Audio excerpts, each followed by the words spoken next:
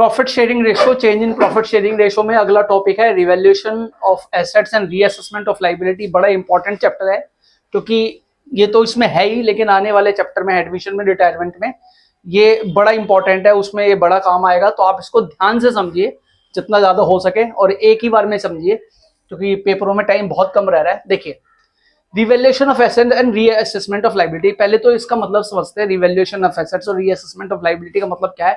वैसे तो दोनों ही रिवैल्यूएशन अकाउंट बनता है, अलग से कोई रीअसेसमेंट अकाउंट नहीं बनते, लेकिन जब हम लायबिलिटी को रीअसेस करते हैं तो उसे रीअसेसमेंट कहते हैं, और जब एसेट्स में कोई चेंज होता है और उसको चेंजेस को हम लिखते हैं तो उसको रिवैल्यूएशन कहते हैं। बेसिकली क्या है, जब प्रॉफिट शेयरिंग रेशियो चेंज हो रहा है ना, तो पार्टनर एसेट्स और लायबिलिटी में भी कुछ चेंज करना चाहते हैं आज की डेट के हिसाब से। मतलब जो पहले एसेट्स की वैल्यू कुछ और थी लेकिन आज की डेट में कुछ और होगी, तो क्या हो रहा है, प्रॉफिट शेयरिंग रेशियो चेंज हो रही है। तो वो कहते हैं भाई जो भी लायबिलिटी और एसेट्स में जो चेंज हुआ है उसके हिसाब से हम रिकॉन्स्टिट्यूशन बनाएंगे, रिवैल्यूएशन अकाउंट बनाएंगे, और उसके हिसाब से हम एक नई बैलेंस शीट बनाएंगे। मतलब जो रिवैल्यूएशन अकाउंट बनेगा उसमें सिर्फ वही आइटम आएगी जो एसेट्स और लायबिलिटी में कुछ चेंज हुआ होगा, और जो एसेट्स और लायबिलिटी में चेंज होगा, जिन जिन एसेट्स और लायबिलिटी में चेंज होगा बैलेंस शीट के अंदर उन्हीं आइटम में चेंज होगा। बाकी किसी भी आइटम में, चाहे वो एसेट्स की लायबिलिटी है, अगर वो रिवैल्यूएशन में नहीं आती तो उसमें कोई चेंज नहीं होगा।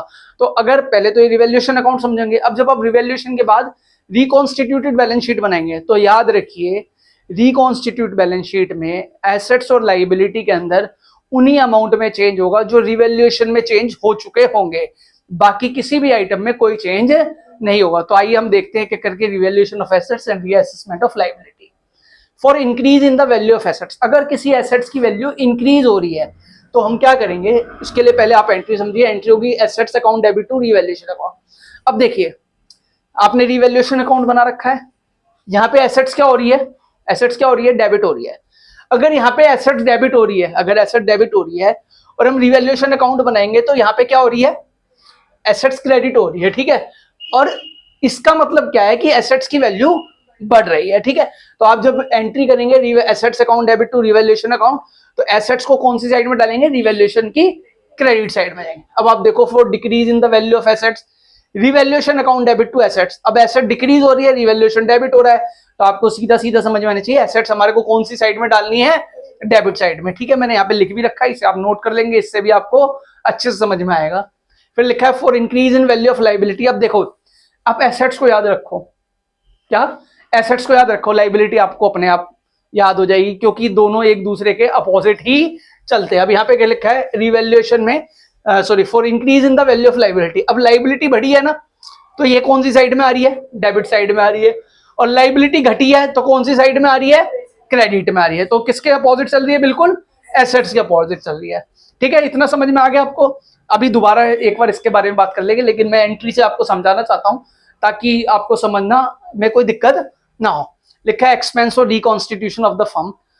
देखिए, जब हम रिकॉन्स्टिट्यूशन कर रहे हैं ना, तो कुछ खर्चे होते हैं, या तो उस खर्चों को कौन पेड करेगा, पार्टनर पेड करेंगे, या कौन करेगा, फर्म पेड करेगा। तो दोनों के लिए एंट्री है। अगर पार्टनर पेड कर रहा है तो एंट्री होगी revaluation account debit to concern partner, क्योंकि रिवैल्यूएशन में कंसर्न पार्टनर क्रेडिट साइड में है, तो यहाँ पे कौन सी साइड में आ जाएगा, डेबिट साइड में। और ये एंट्री क्या है कि हम उस जो भी एक्सपेंस है कंसर्न पार्टनर पेड कर रहा है, हम उसमें कैश और बैंक दे रहे हैं, तो ये एंट्री इसमें तो नहीं आएगी, लेकिन ये कहां पे जाएगी, कैश और बैंक अकाउंट में जाएगी, ठीक है। फिर अगर एक्सपेंस पेड कर रही है फर्म तो एंट्री होगी रिवैल्यूएशन अकाउंट डेबिट टू, जो भी रिवैल्यूएशन करने से आपका जो खर्चा होता है वो आप रिवैल्यूएशन अकाउंट में दिखाओगे, ठीक है। तो यहाँ पे क्या हो रहा है, कैश बैंक पेड कर रहे हैं रिवैल्यूएशन अकाउंट में, क्योंकि ये रिवैल्यूएशन से कंसर्न है, तो इसकी कौन सी साइड में आ जाएगा, डेबिट साइड में। यहाँ पे लिखा है cash bank account debit to revaluation account. अब क्या है, अनरिकॉर्डेड एसेट्स और अनरिकॉर्डेड लायबिलिटी के बारे में बात करते हैं। अनरिकॉर्डेड एसेट्स कहाँ पे आएगा, क्रेडिट साइड में, और अनरिकॉर्डेड लायबिलिटी कौन सी साइड में आएगी, डेबिट साइड में। अब अनरिकॉर्डेड एसेट्स होता क्या है, देखिए आमतौर पे जब बच्चों से हम पूछते हैं ना, तो वो क्या कहते हैं, अनरिकॉर्डेड एसेट्स क्या है, जो एसेट्स हमने रिकॉर्ड नहीं करी वो हमारी अनरिकॉर्डेड एसेट्स है। लेमन लैंग्वेज में किसी से पूछेंगे तो वो यही कहेगा, लेकिन अब आप इसका मतलब समझिए कि अनरिकॉर्डेड एसेट्स कौन सी आइटम हो। देखिए, आपने ना एक मशीनरी खरीदी 1 लाख रुपए की, ठीक है, कितने की, 1 लाख रुपए की। इसकी एस्टिमेटेड यूजफुल लाइफ है, या आप बोलो इस पर 10% हम डेप्रिसिएशन लगाते हैं, ठीक है। 10% डेप्रिसिएशन लगाया अगर ये 1 लाख रुपए की है तो हर साल कितना डेप्रिसिएशन लगेगा? 10,000। सपोज करो स्ट्रेट लाइन मेथड से कर रहा हूं ताकि आपको समझ में अच्छा है। अब 10 साल बाद क्या हो जाएगी? इसकी वैल्यू 0 हो जाएगी, मशीनरी की वैल्यू 0 हो गई। तो बुक्स ऑफ अकाउंट में मशीनरी कितने की दिखाई थी? कितने की दिखाई थी बोलो? 0 की। लेकिन मशीनरी की बुक वैल्यू 0 की हुई है, क्या मशीनरी भी घिस गई है उसके साथ? भाई मशीनरी पुरानी होगी, घिसी तो नहीं है ना। अब आपने क्या करा, इस मशीनरी को किसी स्क्रैप डीलर को बेच दिया, किसी स्क्रैप डीलर को बेच दिया, और ये मशीनरी कितने की बिकी? 2,000 रुपए की। तो बेसिकली 2,000 रुपए क्या है? ये अनरिकॉर्डेड एसेट्स है। अनरिकॉर्डेड एसेट्स को जैसे आप समझते हो वैसे मत समझना, इसी तरीके से समझना, क्योंकि आपकी मशीनरी की बुक वैल्यू 0 हो गई, लेकिन मशीनरी की वैल्यू 0 नहीं। अब आपने उसे बेचा, अब देखो बुक वैल्यू 0 हो गई, बुक वैल्यू 0 हो गई, अब आपने उसे बेचा, उसे 2,000 रुपए और मिल गए। तो बेसिकली वो क्या है? एक तरीके की अनरिकॉर्डेड एसेट्स है, क्योंकि जब आपने वो एसेट्स बेची तो आपको उससे 2,000 रुपए और मिले, तो उसको आप रिवैल्यूएशन में डालोगे, बैलेंस शीट में नहीं दिखाओगे, रिवैल्यूएशन अकाउंट में डालोगे। ठीक है, क्लियर है? पक्का? ऐसे रीअसेसमेंट ऑफ लायबिलिटी है, इसका भी मतलब समझ लीजिए। मेरा किसी से केस चल रहा था, ठीक है, मेरा किसी से केस चल रहा था। एक्चुअली ऐसा था कि मैंने अपनी लायबिलिटी, मैंने कुछ माल खरीदा होगा और 10,000 रुपए की लायबिलिटी मैंने उसे पेड कर दी। अब मैंने पेड कर दी, मैंने अपनी बुक में रिकॉर्ड कर ली, लेकिन उसने नहीं करी, सपोज करो भूल गया, मैंने कोई रिकॉर्ड भी रिटर्न विटर्न में भी लिखा। अब बाद में बोला, वो बंदा बोला सामने वाली पार्टी के, भाई मेरे 10,000 पेड करो। अब मैंने कहा मैंने तो पेड कर दिए थे। कह रहा दिखाओ। अब दिखाया तो उसने भरोसा नहीं करा, क्योंकि उसकी तरफ मैंने कैश दिए थे, तो कोई बात ही नहीं बनी। अब अगर मैंने बैंक से दी होती तो वो रिकॉर्ड होती हर जगह। अब मैंने उसे कैश दिए थे, सपोज करो, भाई ठीक है हम इतने साल से बिजनेस कर रहे हैं तो भरोसा तो होता ही है ना। वो भूल गया, अब बात भी नहीं मान रहा। अब जब उसने कहा कि मेरे पैसे दो और मैंने नहीं दिए, भैंसाबासी हो गई, उसने मेरे खिलाफ केस कर दिया। अब कोर्ट में जब केस हुआ तो केस जीत गया। अब क्या है, कोर्ट में केस जीता तो हक, फैसला उसके हक में आ गया, तो मेरे को वो 10,000 रुपए दोबारा से उसको पेड करने पड़ेंगे। इसका मतलब मुझे अपनी बैलेंस शीट में या अपने अकाउंट में वो लाइबिलिटी को दोबारा से दिखाना पड़ेगा, उस लाइबिलिटी को दोबारा से दिखाना पड़ेगा। तो वो जो लाइबिलिटी मैंने रीजनरेट करी या किसी वजह से भी जनरेट हुई, it is called unrecorded liability. तो लेमन लैंग्वेज में जो मैंने लाइबिलिटी रिकॉर्ड नहीं करी वो होता है, लेकिन आप अकाउंट्स के बच्चे हो तो कैसे बोलोगे? इसी तरीके से बोलोगे। देखो जब आप अकाउंट्स पढ़ रहे हो तो आप है ना अकाउंटिंग की फील्ड में ही रहो। मतलब फील्ड में क्या मतलब, फील करो उसको। जैसे एक पहलवान होता है ना, अब बॉडी बना लेता तो हमेशा ये वो हमेशा ऐसे ही बात करेगा, ठीक है ना। आर्मी वाला यस सर नो सर, वो इसी फील्ड में रहता है। अब अकाउंट्स की बात कर रहे हो ना, अकाउंट्स में ही रहो हमेशा। कोई पूछे भाई किसी प्रोडक्ट पे अगर सपोज करो जीएसटी नहीं लग रहा तो उसे क्या कहेंगे? तो लोग कहेंगे कोई टैक्स नहीं लग रहा, ऐसे कहेंगे। आप एग्जेम्प्ट बोलो, क्योंकि आप अकाउंट्स के बच्चे हो। आप डेबिट क्रेडिट में बात करो, आप हमेशा ना अकाउंट की फील्ड में ही घूमो, अकाउंट का फील्ड हो, तो आप उस चीज को अच्छे से समझ पाओगे। और अगर आप लेमन लैंग्वेज में बोल रहे हो तो लेमन में तो कोई भी बोल सकता है, तो फिर आपका अकाउंट्स पढ़ने का फायदा क्या है? तो अगर आपको सीए, सीएस, सीएमए बड़े कोर्स करने हैं तो आप उसी फील्ड में रहो, तभी आप उन कोर्सों को अचीव कर पाओगे, नहीं तो बड़ा मुश्किल होगा। क्योंकि फिर जब प्रोफेशनल जाओगे ना तो लोग प्रोफेशनल तरीके से आपसे बात करेंगे, ठीक है। तो आपको समझ में आ गया। अगर क्रेडिट साइड डेबिट साइड से ज्यादा है, ये तो आपने समझ ही रखा है, तो क्या होगा? रिवैल्यूएशन प्रॉफिट होगा, यही होता है ना। और अगर डेबिट साइड क्रेडिट साइड से ज्यादा है तो रिवैल्यूएशन क्या होगा? लॉस होगा। और अगर रिवैल्यूएशन प्रॉफिट हो रहा है तो वो पार्टनर कैपिटल अकाउंट की कौन सी साइड में आएंगे? कौन सी साइड में आएंगे? क्रेडिट साइड में। और रिवैल्यूएशन लॉस हो रहा है तो पार्टनर कैपिटल अकाउंट की कौन सी साइड में आएंगे?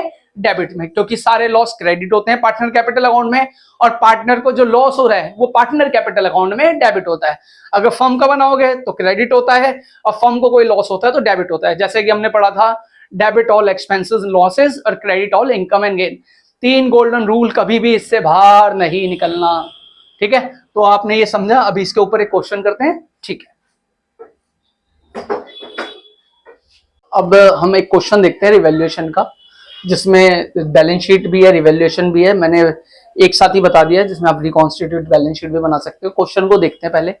एबीसी 3 पार्टनर है, 3:2:1 की रेशियो में वो प्रॉफिट को डिस्ट्रीब्यूट करते हैं, और आने वाले टाइम में वो फ्यूचर प्रॉफिट रेशियो है इक्वल में करेंगे। गुडविल फर्म की वैल्यू है 3 लाख रुपए।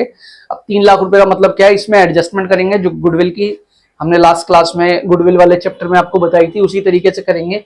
गेनिंग रेशो निकाल के, सेक्रीफाइसिंग रेशो निकाल के। अब वो कह रहा है लैंड रिवैल्यूड हुआ 1,60,000 रुपए का, बिल्डिंग डेप्रिशिएट हुई 6%, क्रेडिटर 12,000 का था, were not be likely to be claim and hence be written off. हमें 12,000 रुपए देने थे, उसने कहा अब देने की जरूरत नहीं है या किसी वजह से हम उसको राइट ऑफ कर रहे हैं। Prepare revaluation, partner capital account and balance sheet. अब देखिए सबसे पहले तो है ना, आप क्या करेंगे, जहां जहां पे एडजस्टमेंट है ना उसको मार्क कर देंगे। अब कहां पे एडजस्टमेंट है, एक तो गुडविल में, गुडविल आप अलग से उसका वर्किंग नोट बनना पड़ेगा। लैंड पे कितनी है, लैंड पे है और बिल्डिंग पे है और किस पे है, क्रेडिटर पे, ठीक है।